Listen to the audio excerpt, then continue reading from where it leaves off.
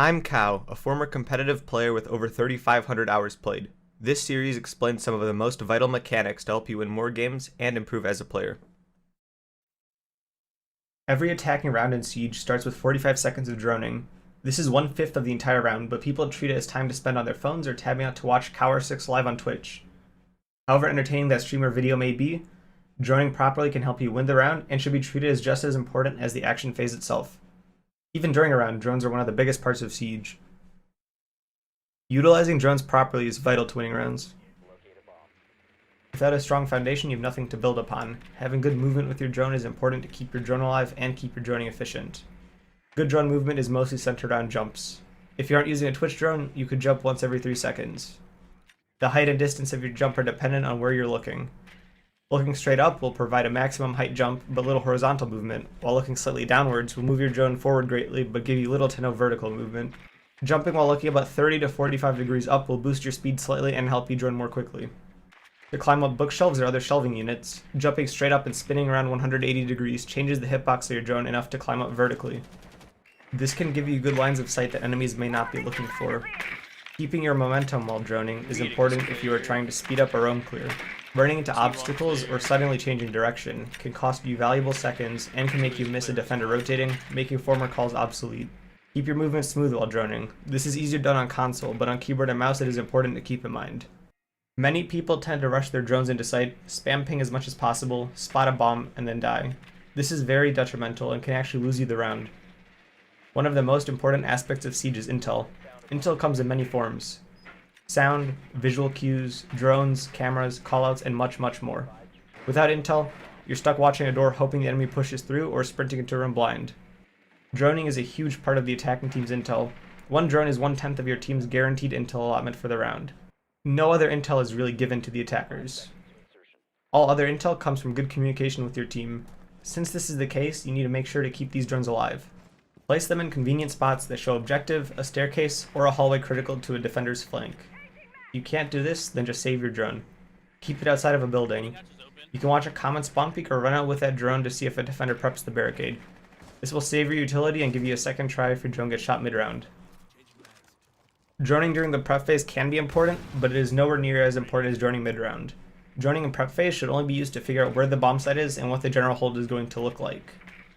This is about all you can reliably take from the prep phase, as any defender locations will probably be seriously outdated by the time you get to the building. Mid-round droning will help with roam clear, scoping out the mostly complete defender setup, and gaining map control. Droning mid-round must be efficient because you only have 3 minutes to drone, take control of the map, and kill all the enemies or plant on site. When you are droning in the action phase, you will have to keep a few things in mind. First, since rounds are dynamic and because roamers exist, your call of a cleared room will probably not remain that way for the rest of the round. Likewise, enemies' locations will become outdated. Figure that around 5 to 10 seconds is the limit for a fresh call. Being thorough while droning is super important. If you miss a corner or a hiding spot, you could cost your team the round if a sneaky roamer has good trigger discipline. This means that your drone should always be on a swivel. If you move through a room on your drone, you should be checking every corner and making sure the entire room is covered before moving on to the next. With enough practice, this can be done quickly. Map zoning is an important idea in gaining map control and droning with time management in mind. Most maps in Siege have choke points that divide the maps into different parts or zones. Let's look at Clubhouse's top floor. The floor can be split into cache side and master side, split up by construction. Each side is one staircase and one door into construction. When trying to take map control, drone out the rooms in one zone, leaving your drone in front of either construction or the stairs depending on your objective. Keep in mind that those that are roaming will probably move towards site, not from site. This means that you should be leaving your drone on the area most likely to be where the defender will flank from. The fastest way to drone is to drone someone else in. Droning someone else allows map control to be taken while intel is still fresh, and allows your team to take advantage of 3 speeds such as Ash and IQ. This does require a decent amount of coordination and, importantly, trust.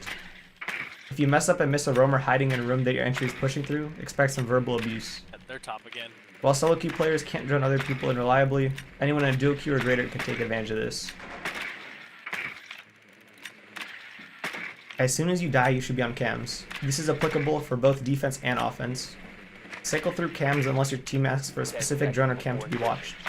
Do not ping on these cams, unless someone asks for a ping or a welding is possible. The enemy spotted notification will tend to make the enemy look for a cam, and the bright yellow light is a giveaway, even on a hidden drone. 5 seconds to go. The fact that you can't move a drone while dead means they have to make sure that your drones are placed well before you die. Essentially, a drone is a mobile vault cam. It's up to you to place into a spot that will provide intel even while stationary. Running out of time in a round can be a huge issue, especially with the introduction of Melusi in the current defender side of meta. You have to be fast while droning and make sure to be quick in moving into cleared areas. Cut off possible flanks with claymores or nomad.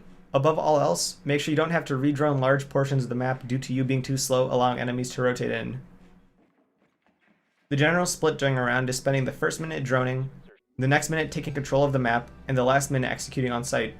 This isn't a hard rule or anything, but it can give you an idea of the kind of speed you need to be successful in droning. Droning is an internal balance between being fast enough and being thorough enough, and there are no two rounds that are exactly the same.